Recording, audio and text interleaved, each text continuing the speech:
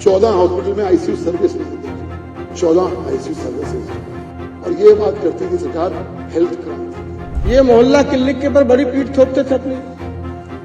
जो मोहल्ला clinic corona के भारी संकट में कोरोना की टेस्टिंग तक उपलब्ध ना करा पाए, वो कैसी वर्ल्ड क्लास मोहल्ला क्लिनिक की ये बात करते थे, इनको अपने मुंह पर शर्म भी नहीं आती थी। डॉक्टरों की जो भर्ती थी या डॉक्टरों की जो जरूरत थी उसमें 50 से 74% के पद जो है वो रिक्त पाए गए हैं, और ये हॉस्पिटल है RGCH Rajiv Gandhi hospital super specialist hospital, जिसका सीधा सीधा नियंत्रण दिल्ली सरकार के अंतर्गत था।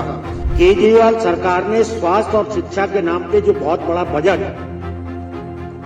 का हिस्सा प्रतिशत जो रखा, वो केवल इसलिए नहीं रखा कि जिससे जनता को इसका लाभ हो, वो बजट बढ़ाकर इसलिए रखा जिससे ज्यादा से ज्यादा भ्रष्टाचार का आपको मौका मिले।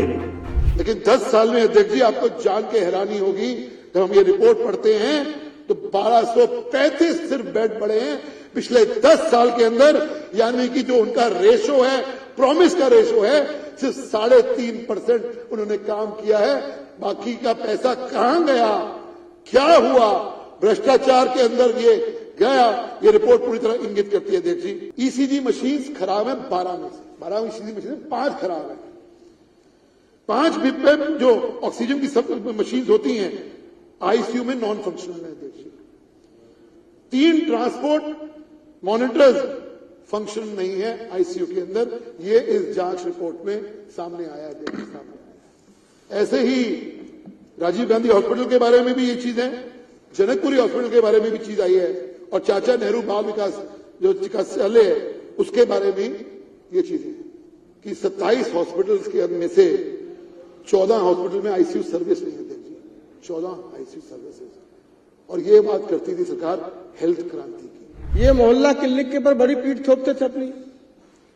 जो मोहल्ला क्लिनिक कोरोना के भारी संकट में कोरोना की टेस्टिंग तक उपलब्ध ना करा पाए, वो कैसी वर्ल्ड क्लास मोहल्ला क्लिनिक की ये बात करते थे, इनको अपने मुंह पर शर्म भी नहीं आती थी।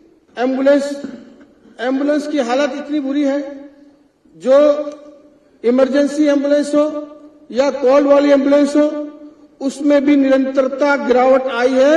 एम्बुलेंस की संख्या में लगातार 2016 से लेकर 22 तक लगातार गिरावट आई है।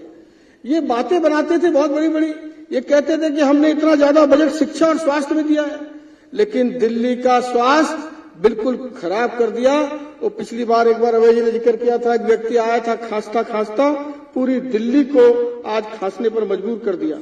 आज इतना ही नहीं, जो पशुओं की दवाई का मामला है उसमें भी इसमें डिटेल से जानकारी है। यहां तक कि कुत्तों के काटने से जो रेबीज का इंजेक्शन लगता है वो भी उपलब्धता पूरे हॉस्पिटल्स में उपलब्ध नहीं है, उसकी भी ये सरकार संज्ञान नहीं ले पाई।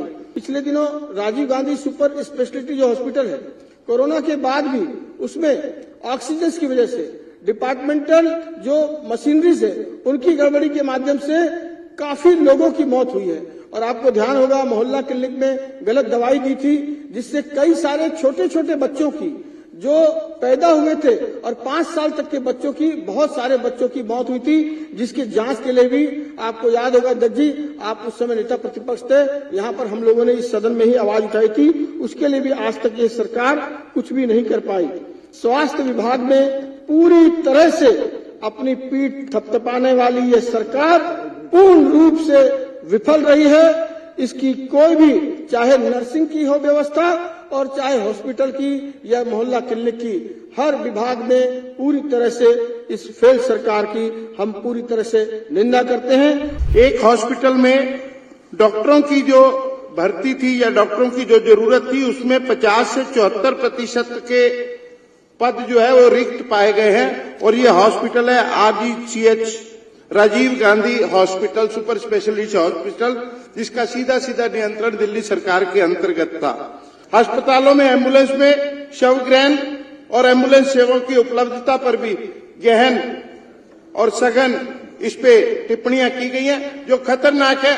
सच्ची बात तो यह है कि पूर्ववर्ती सरकार दिल्ली की जनता के स्वास्थ्य के साथ खिलवाड़ कर रही थी और इसके साथ साथ कोविड काल में भी उन्होंने दिल्ली की जनता को बिलखने के लिए छोड़ दिया था। इलाज की कमी के कारण अनेकों मृत्यु हुई और इसको जो ये कमियां इसमें दर्शाई गई हैं, जो टिप्पणियां दी गई हैं, इसे संगीन मानते हुए इन पर हत्या का मुकदमा दर्ज करना चाहिए, क्योंकि उनके कारण जिन मरीजों की मृत्यु हुई है वो स्वाभाविक मृत्यु नहीं थी, उसे हत्या की श्रेणी में लाकर इन पर मुकदमा चलाया जाना चाहिए। केजरीवाल सरकार ने स्वास्थ्य और शिक्षा के नाम पे जो बहुत बड़ा बजट का हिस्सा प्रतिशत जो रखा, वो केवल इसलिए नहीं रखा कि जिससे जनता को इसका लाभ हो, वो बजट बढ़ाकर इसलिए रखा जिससे ज्यादा से ज्यादा भ्रष्टाचार का उनको मौका मिले। बजट की बंदर बांट करना, यही दिल्ली सरकार का उद्देश्य रहा। इस सभी रिपोर्ट को देखते हुए ये लगता है कि जो दावा दिल्ली की सरकार वर्ल्ड क्लास हेल्थ का जो दावा करती थी, उसका गुब्बारा फूट चुका है।